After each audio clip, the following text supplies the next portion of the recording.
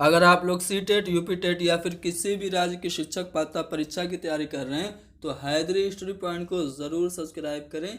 यहाँ से आपको उर्दू के सभी स्टडी मटेरियल आसानी से दस्तयाब हो जाएंगे। आज की अपनी इस वीडियो में हम लोग सी टेट जुलाई 2020 के लिए बहुत ही इंपॉर्टेंट टॉपिक को डिस्कस करेंगे, जिसका नाम है टीचिंग मेथड्स, यानी कि तरीक़े तदरीस। तरीके तदरीस क्या होते हैं ये हम लोग जानेंगे पूरा डिटेल में। तो चलिए शुरू करते हैं। सबसे पहले हम लोग ये जानेंगे कि लेक्चर या बयानिया तरीका क्या होता है। तो दोस्तों, लेक्चर या बयानिया तरीका वो होता है जिसमें टीचर बोलता है और जो स्टूडेंट्स होते हैं वो सुनते हैं। टीचर किसी एक टॉपिक को एक्सप्लेन करता है, बयान करता है। ये जो तरीका तदरीस होती है, बयानिया तरीक़े तदरीस, ये हायर क्लासेस के लिए मुफीद होती है, जबकि छोटे बच्चों के लिए ये तदरीस फ़ायदेमंद साबित नहीं होती है। क्यों फ़ायदेमंद साबित नहीं होती है? क्योंकि जो लेक्चर या बयानिया तरीक़े तदरीस है, इसमें मुअल्लिम को मरकज़ी हैसियत हासिल होती है, यानी कि ये मेथड टीचर सेंटर्ड होता है।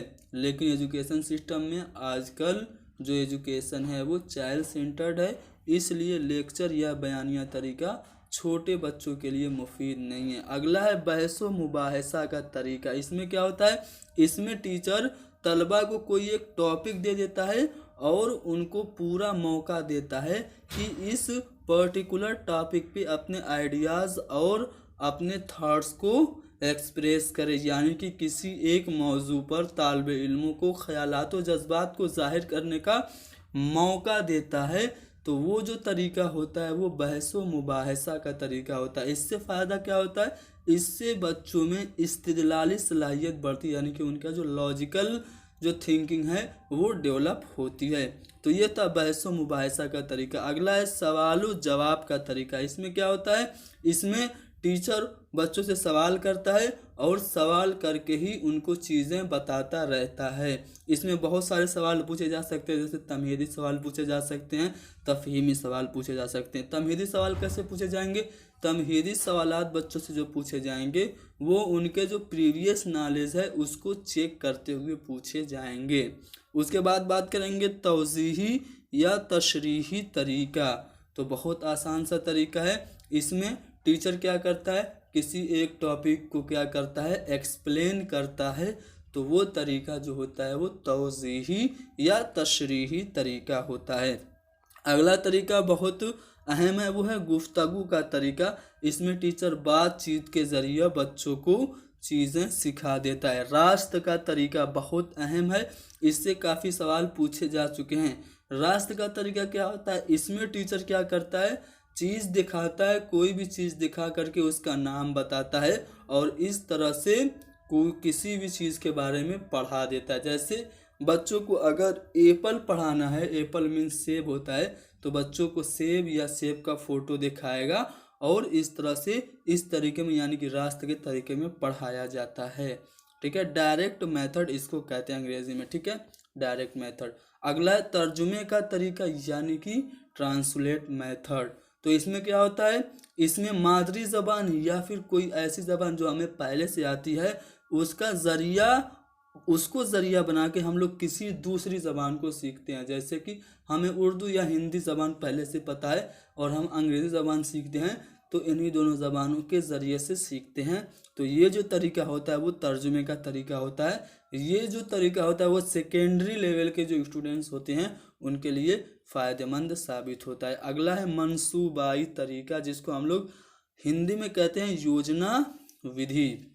इसमें क्या होता है, इसमें टीचर पहले से ही कोई एक टॉपिक दे देता है, एक प्रॉब्लम दे देता है और बच्चों को एक ग्रुप के माध्यम से कोशिश करके टीचर की रहनुमाई में उस प्रॉब्लम को हल करना होता है। यानी कि टीचर क्या करेगा, कोई एक समस्या दे देगा, कहेगा कि आप लोग इसको हल करो, पूरा एक ग्रुप बना लो और ग्रुप में आप लोग एक दूसरे का डिस्कशन करते हुए एक दूसरे से ख्यालातों जज्बात को रद्दो बदल करते हुए और मेरी रहनुमाई में आप इस प्रॉब्लम को हल करिए। तो वो होता है मंसूबाई तरीका।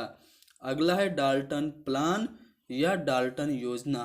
तो इस तरीके तदरीस में क्या होता है, इस तरीके तदरीस में खामियों को दूर करने के लिए इसका हम लोग इस्तेमाल करते हैं। इसका इजाद किसने किया, तो आपसे क्वेश्चन पूछा जा चुका है। तो अमेरिका के जो पार्क हर्स्ट नामक साइकोलॉजिस्ट थे, उन्होंने 1921 में, कब, 1921 में पार्क हर्स्ट नामक मानववैज्ञानिक, या आप कह सकते हैं पार्क हर्स्ट जो नामी साइकोलॉजिस्ट हैं, उन्होंने इसको इजाद किया था। क्या नाम है, पार्क हर्स्ट, ठीक है। तो इसको, ये जो साइकोलॉजिस्ट थे, इन्होंने ही डाल्टन प्लान को इजाद किया था। अगला है गेनाजिया तरीका।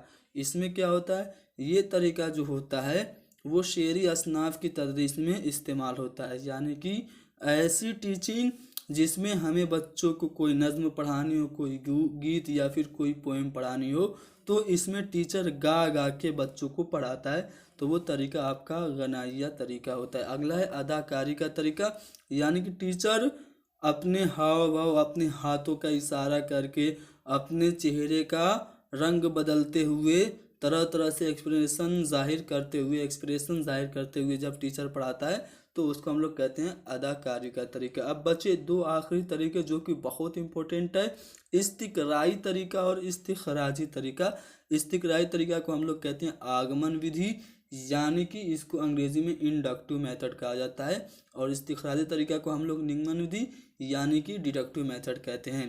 तो बहुत इंपॉर्टेंट है ये दोनों विधि। इसमें क्या होता है, जो इस्तिकराई तरीका होता है, ये ग्रामर की टीचिंग में इंपॉर्टेंट होता है। आपसे पूछा जा सकता है कि कौन सा तरीका ऐसा है जो कि कवायद की तदरीस के लिए सबसे ज़्यादा बेहतर है, तो वो आपका इस्तिकराई तरीका है। इसमें क्या होता है, इसमें उसूल रटने पर जोर नहीं दिया जाता है, रूल और सूत्र को याद करने पे इसमें बिल्कुल जोर नहीं दिया जाता है। इसमें पहले मिसाल दी जाती है और उस मिसाल को हल करते हुए किसी रूल या किसी कायदा कुल्लिया तक पहुंचा जाता है। यानी कि ये जो इस्तिकराई तरीका होता है वो एग्जाम्पल टू रूल होता है, जबकि अगर मैं इस्तिखराजी तरीका की बात करूं तो ये बिल्कुल इसके अपोजिट होता है। यानी कि पहले इसमें हम लोग कोई भी सूत्र लगाते हैं, फिर उस सूत्र के ज़रिए से उसको हम लोग क्या कर लेते हैं, उसका सॉल्यूशन प्राप्त कर लेते हैं। तो यहाँ पे हमने डिस्कस कर लिया कुछ अहम उर्दू की जो टीचिंग मेथड्स थे। उम्मीद करता हूँ कि सभी टीचिंग मेथड्स आपको समझ में आए हैं। तो इस वीडियो को लाइक करिए और ज़्यादा से ज़्यादा शेयर करिए। उर्दू के स्टूडेंट बहुत कम हैं, जितने भी हैं हर एक उर्दू के स्टूडेंट तक हमारी ये वीडियो पहुँच जानी चाहिए। Thank you very much, best of luck.